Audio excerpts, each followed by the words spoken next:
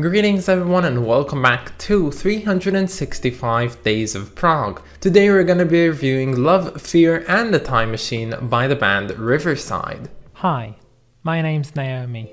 I'm an avid progressive rock fan, but I'm a long ways from knowing all the prog albums out there. But this year, I'm gonna give it a try. This is 365 Days of Prog. So Riverside, if you might remember, we've already actually met them on the list. We've met them with an album called Anadamini High Definitions in episode 71 if I'm not mistaken. I'm gonna reference that album quite a bit in this video because there's a lot of points where I can compare it to, and yeah, that's about it. Let's get right into some of my favorite bits from this album. Come follow me, we'll go down where the river flows.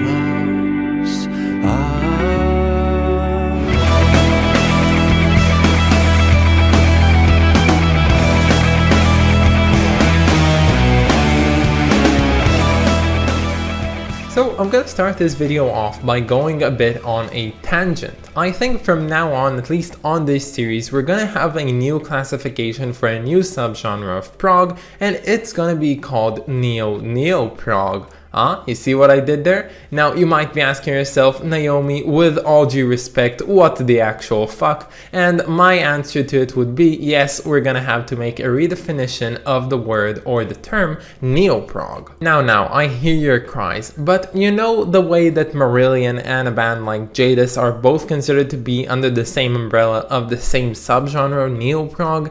Does that seem logical to any of you? Like the greatest Marillion, the one that made the most progressive songs after like the 70s, they're so amazing. And then you have a band like Jadis, which you know, you've heard Jadis, and if you haven't, that means a lot. And these two guys somehow get to live together in this one neo-prog term, and I don't think that's right. So from now on, we're gonna just change the way we look at neo-prog to describe bands like Marillion and Pendragon, which actually take those Genesis influences and put it to great use. And from now on, we're gonna look at bands like Jadis, Arena, or even IQ, I can only assume, although I've never really listened to IQ, as bands that should be better described as neo-prog, which in all honesty can be described much simpler, and that would be rock. And of course I'm semi-joking, but not really. You know, these bands, a lot of them really aren't progressive at all, and somehow we still call them progressive for no apparent reason, and I really don't like that. And that's why I think neo-prog is basically just contemporary rock music leaning towards metal, sometimes leaning towards other genres, but really not being progressive. But yeah, I think I'm getting a little bit edgy with this point. Of course, just making a joke, but again, this band Riverside should really be classified as some sort of neo-prog band, although despite them being classified overall as being progressive metal, I think that this album has seen a very stark change of sound, which makes them a whole lot less metal and more like neo-prog. Now, unlike the album Anadamini High Definitions that we reviewed a while ago, I think that this one really actually took the shift towards something that isn't even soft metal. It's more of a neo-prog, very personal, very atmospheric sense, and I really like the way that they do it, and I don't know how well it was received by their fan base, which of course were already used of their favorite band being a metal band. This album to me felt a lot like a more personal and even metaphysical journey that someone or something is going through,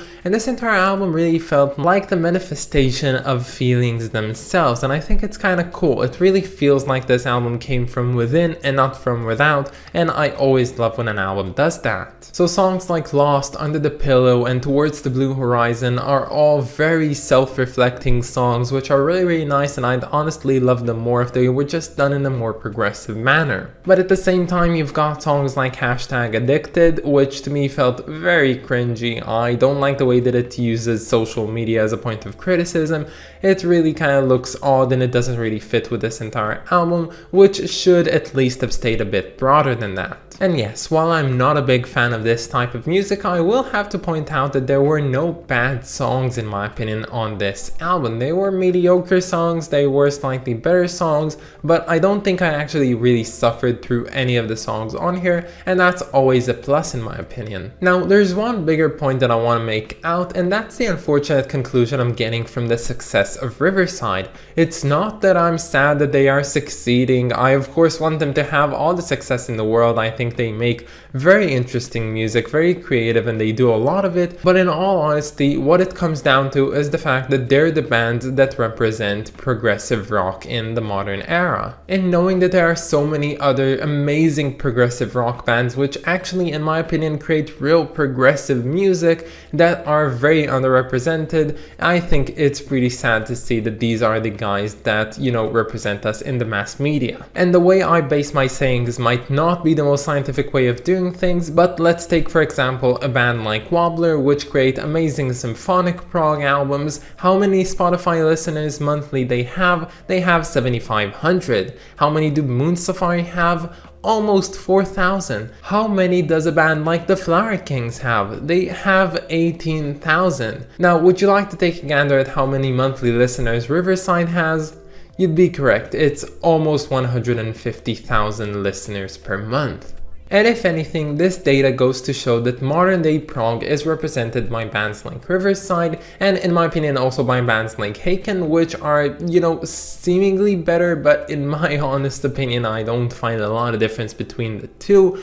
And that's cool and all, but it just makes me think that we'll never again see a emergence of so many different types of prog like we've had in the 70s. But who knows, life is long, there's so many things to go through, and maybe somehow in the future we'll see something like that happen. But at the end, we shouldn't really be sad about this, because I can listen to whatever I want to listen to, and anyone can listen to whatever they want to listen to, and the best thing is anyone can create whatever they want to create. At least I hope that most of the people who want to create things can, although we know that parts of the world don't allow for that, so you know. But there will always be new and good music to listen to, and that makes me very, very happy. And you know what? All power goes to Riverside. They create fantastic music. I myself even very much enjoy their Anna Domini High Definitions album. I'm saying this about this album in particular because I found it much less interesting and creative to actually get into. But I would like to know from anyone who likes Riverside that's watching this video, what do you think of this album, and especially what do you think of Love, Fear and the Time Machine as compared to Anna Domini High Definitions? Which one is the better out of the two? Tell me down in the comments.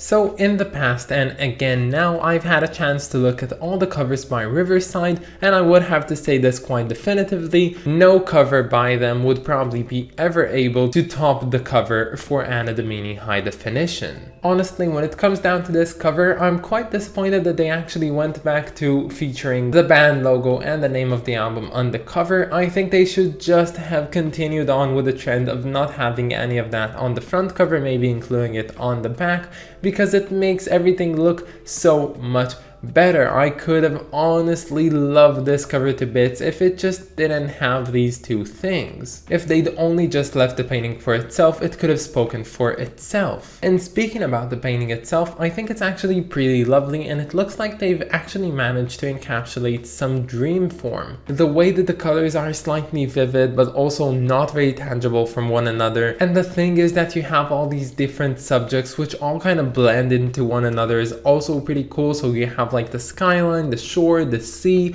the child, and they all are distinct, but in the same way they're not distinct from one another. That's something that I would expect to be in a dream come to real life imagery. And all in all, I do feel like this album cover feels like the music itself, and that's always a plus in my book, so I could say that I quite like this. So I was about to go harsh on this album, considering it was fairly disappointing when looking at it side by side with Anna Domini High Definitions, but then I calmed down to my senses and I realized that this album isn't all that bad, and thus it will be receiving a rating of 6 out of 10. But that's about it, guys. I hope that you enjoyed this video and stay tuned for tomorrow because it's gonna be a very special day. Tomorrow is of course my birthday. It had to come at some point because you know I'm doing this for an entire year, so unless it was like the 29th of February, which wouldn't have happened this year, I actually have my birthday tomorrow. It's the 10th of June and we'll be reviewing a very special album for the occasion. I didn't choose this, it just happened to be. Of course, we're gonna be reviewing Fish Out of Water by Chris Squire. I'm really hoping that I'm gonna like it because the worst thing I can possibly do is make a video about an album that I really didn't like on my birthday.